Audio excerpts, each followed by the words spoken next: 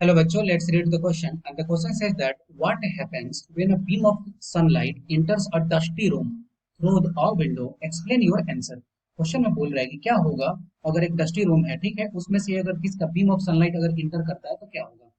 इसके लिए की कॉन्सेप्ट की बात करते हैं। क्वेश्चन का की कॉन्सेप्ट क्या हो जाएगा? Scattering of light. Scattering of light. ठीक है, समझते हैं इसको। स्कैटरिंग ऑफ लाइट का मतलब हो गया कि जैसे मान लेते हैं कि अगर कोई सनलाइट यहाँ से आ रही है, ठीक है।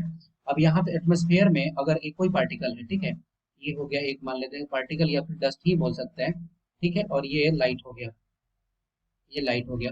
जब ये डस्ट पार्टिकल से जिसका साइज काफी छोटा होता है, अगर इससे टकराता है, टकराने के बाद ये लाइट, क्योंकि हमें पता है कि लाइट जो है वो 7 कलर से मिलकर बना हुआ है, तो फिर ये क्या करता है, वो स्प्लिट हो जाता है, ठीक है, स्प्लिट हो जाएगा अपने 7 पार्ट्स में, ठीक है, ये स्प्लिटिंग स्टार्ट हो जाती है, ठीक है। इसी को बोला जाता है scattering of light. Scattering of light. और जो ये फेनोमेनन होता है उसको बोला जाता है रिले स्कैटरिंग।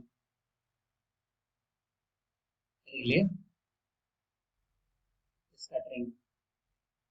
ठीक है।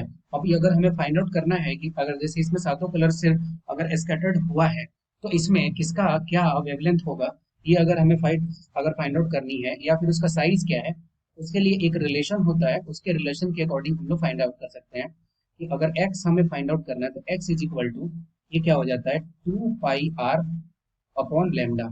जहाँ पे लेमडा क्या है, लेमडा है wavelength of light, wavelength of colour. Okay, तो हमें पता चल गया कि अगर कोई सनलाइट है इंटर करता है डस्टी रूम, डस्टी मतलब रूम मतलब स्मॉल स्मॉल पार्टिकल्स है, अगर किसी विंडो से फाइन अगर आता है, तो फिर क्या होगा, ये स्कैटरिंग हो जाएगा लाइट का, और वो अपने सातों पार्ट में स्प्लिट हो जाएगा, ठीक है। इसको बोलते हैं हम लोग स्कैटरिंग ऑफ लाइट या फिर रिले स्कैटरिंग। ठीक है। I hope you understood it well. Best of luck. Thank you.